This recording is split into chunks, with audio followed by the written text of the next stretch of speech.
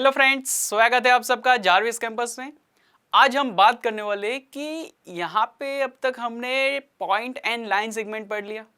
अभी इमेजिन कीजिए कि लाइन सेगमेंट ए बी दिया गया है। क्या बोल रहा हूँ, लाइन सेगमेंट ए बी हमें यहाँ पे दिया गया, दिख रहा है। यहाँ पे जो लाइन सेगमेंट है, अभी ये ए पॉइंट जो है, ए पॉइंट उसको हम क्या कर रहे हैं, उसको थोड़ा लंबा रहे हैं, राइट यानी कि उसको लॉन्ग कर रहे, और लॉन्ग करना है कहाँ तक, तो कि इनफाइनाइटली, यानी कि बहुत लंबे तक लंबाना है उसको, राइट। और ये जो बी पॉइंट है उसको एक ही ऑपोजिट साइड में, बी पॉइंट है उसको एक ही ऑपोजिट साइड में अगर लंबा रहे हैं हम, राइट लॉन्ग कर रहे हैं उसको, तो हम क्या बोलेंगे कि ये दोनों ही जो पॉइंट है वो एक दूसरे के ऑपोजिट में लॉन्ग हो ही जा रहे, राइट। कहाँ पर, तो कि इनफाइनाइटली लॉन्ग करना है, यानी कि कहाँ पे अंत है इसका हमें पता ही नहीं है, राइट। तो ये जो हम यहाँ पे कंस्ट्रक्ट किया, इसको ही हम बोलते हैं line A B, line A B. Okay, तो मैं अगर ऐसा आपको पूछूं कि क्या हम कोई भी लाइन को कोई भी एक फ्रेम में, यानी फिर कोई भी एक पेज के अंदर ड्रॉ कर सकते हैं? आप बोलोगे सर ड्रॉ तो कर सकते, पर क्या उसको उसी पेज के अंदर समा सकते हैं? यानी कि उसके जो प्रॉपर उसका जो फेस है, यानी कि उसका जो प्रॉपर फीड है, उसको हम यहाँ पे एग्जैक्ट ड्रॉ कर पाएंगे? तो क्या बोलेंगे नहीं सर, ऐसा हम सिर्फ ऐसा दिखा सकते कि ये लाइन ए बी है, पर ए बी लाइन जो है वो तो बहुत आगे तक जाता ही रहेगा, यानी कि पेपर के बाहर भी वो निकल जाएगा, राइट। तो यहाँ पे हम ऐसा बोल सकते हैं कि कोई भी लाइन को हम पेपर के अंदर एग्जैक्टली फिट नहीं कर पाएंगे। अभी यहाँ पे बात करते हैं कि इसको डिनोट कैसे करेंगे। जैसे हमने लाइन सेगमेंट को एक लाइन ड्रॉ, यहाँ पे एक सिंपल सा स्ट्रेट लाइन ड्रॉ करके उसके नीचे ए बी लिख दिया था, तो उसको बोला था लाइन सेगमेंट ए बी, इसको बोलेंगे।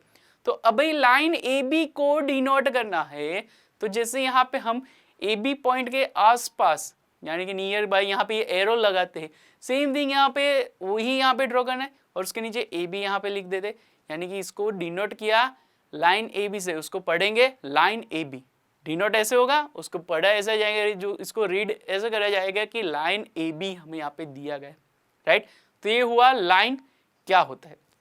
अभी हम बात करने वाले कि ऐसी दो लाइन जिसको only and only one common point हो, ऐसी लाइंस को बोलेंगे हम इंटरसेक्टिंग लाइंस, राइट। क्या बोलेंगे, इंटरसेक्टिंग लाइंस। यानी कि यहाँ पे दो लाइन ले लेते हैं, दो लाइन एक दूसरे को इंटरसेक्ट कर रही है, राइट। दो लाइन है एक दूसरे को इंटरसेक्ट कर रहे हैं, तो उसको एक ही इंटरसेक्टिंग पॉइंट मिलेगा। आप देख लीजिए अपने हिसाब से कोई भी दूसरी टाइप का ड्राइंग करके देख लीजिए कि यहाँ पे मैंने जो दो लाइन ली है वो एक ही बार एक दूसरे को इंटरसेक्ट करेंगी। दो सेम लाइन कभी भी उस ही सेम लाइन को कभी दूसरी बार इंटरसेक्ट नहीं कर पाएगी। बहुत सारे आप ट्राई कर सकते हो डिफरेंट टू लाइन्स लेके, पर वो कहीं पे भी एक दूसरे को इंटरसेक्ट नहीं करेंगे, आप देख पाओगे यहाँ पे, राइट। तो यहाँ पे ये देखो, तो ये ए बी लाइन एक दिख रहा है, ये पी क्यू एक लाइन है दूसरा।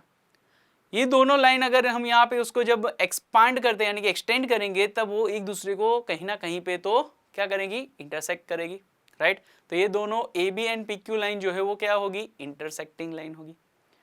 अभी यहाँ पे बात करते हैं कि पैरेलल में अगर कोई लाइन ड्रॉ किया जाए तो, यानी कि आपका घर में जो टेबल है उसको यहाँ पे देख लो, कोई भी आपके घर में टेबल रहेगा तो उसकी दो सामने वाली लाइन को देखो, तो वो दोनों ही कैसी होंगी, एक दूसरे को पैरेलल होगी। और अगर उसको एक्सटेंड करेंगे तो वो कहीं पे भी मीट नहीं करेगी एक दूसरे को, राइट। तो ऐसी जो लाइंस रहती है उसको हम बोलेंगे पैरेलल लाइंस, ऐसी लाइंस को हम बोलेंगे पैरेलल लाइंस। यहाँ पे देखो, तो आपको एग्जाम्पल अगर देना हो पैरेलल लाइंस का, तो आप कौन सा एग्जाम्पल दे दोगे? तो क्या आपकी जो रूरल है, वो रूरल को देखो, तो कि रूरल के दो ऑपोजिट साइड्स जो होंगे, ऑपोजिट एंड पॉइंट्स होंगे, वो यहाँ पे देखो तो वो भी लाइन, दो लाइन अगर इसको ले लेते हैं तो ये दो लाइन कैसी रहेगी, एक दूसरे को पैरेलल ही रहेगी। कहीं पे भी अगर इसको अगर आप एक्सटेंड करोगे तो कहीं पे भी ये मीट नहीं करेंगी। सेम थिंग रेलवे लाइंस, आप लोगों ने रेलवे लाइंस देखी होगी, कभी देखा है कि कोई रेलवे लाइंस एक दूसरे को मीट कर रहा है? तो आप बोलोगे सर हाँ, कहीं ना कहीं कुछ जंक्शंस पे लाइंस को जब हम मतलब रेल्स को जब ट्रांसफ़र करते हैं दूसरे लाइंस के ऊपर, तो वहाँ पे वो एक दूसरे को मीट करती है। भाई वो डिफरेंट बात है। कहीं आप लोगों ने ऐसा देखा है कि एक बीच में कहीं पे आप खड़े हो रेल लाइंस के, राइट। और आगे की तरफ देखो या फिर पीछे की तरफ देखो तो वो लाइंस कहीं पे मीट कर रही है, नहीं होगी ऐसे कहीं पे भी, राइट। तो ये रेल लाइंस जो है वो एक परफेक्ट एग्जांपल है किसका, पैरेलल लाइंस का, राइट। तो ये हो गया हमारा लाइंस किसको कहते हैं। अभी हम बात करते कि रे किसको कहेंगे। तो कि यहाँ पे हमने क्या किया था कि लाइन सेगमेंट जो है उसके दोनों ही पॉइंट को एक्सटेंड किया, एक्सपांड किया इनफाइनाइटली, राइट। पर मैं ऐसा बोलता हूँ कि यहाँ पे एक ही पॉइंट को अगर एक्सपांड करते इनफाइनाइटली तो उसको बोलेंगे हम रे। क्या बोलेंगे उसको, रे बोलेंगे, राइट। यानी कि यहाँ पे ऐसा हम बोल सकते हैं कि रे के अंदर एक पॉइंट फिक्स रहेगा, दूसरा पॉइंट इनफाइनाइटली हम ले जा सकते। तो ऐसा कोई एग्जांपल दे सकते हैं आप रे का। आप बोलोगे हाँ सर, सन रेस या फिर टॉर्च के थ्रू जो हम लाइट के रेस यहाँ पे निकालते, यस ऑब्वियसली। सन रेस जो है उसको सन रेस क्यों बोलते हैं हम, क्योंकि सन जो है वो तो फिक्स पॉइंट है ही, पर उसके अंदर से जो भी रेज आती है, जो भी उसके अंदर से लाइट आती है वो इनफाइनाइटली आती है, यानी कि बहुत दूर तक जा सकती है। इसलिए हम क्या बोलते हैं, सन रेस बोलते हैं उसको, क्योंकि उसका एक पॉइंट फिक्स है, दूसरा पॉइंट इनफाइनाइटली हम ले जा सकते हैं। सेम थिंग हमारा जो टॉर्च रहता है उसकी लाइट के बारे में बात करो। टॉर्च का जो सोर्स है वो तो फिक्स पॉइंट है, पर जो उसकी लाइट है वो इनफाइनाइटली आगे तक बहुत दूर तक जा सकती है, राइट। तो ये हो गया यहाँ पे रेस किसको बोलते हैं। तो आपने यहाँ पे पता लगा लिया कि रे क्या है और लाइन क्या है और दोनों के बीच का डिफरेंस क्या है। Thank you.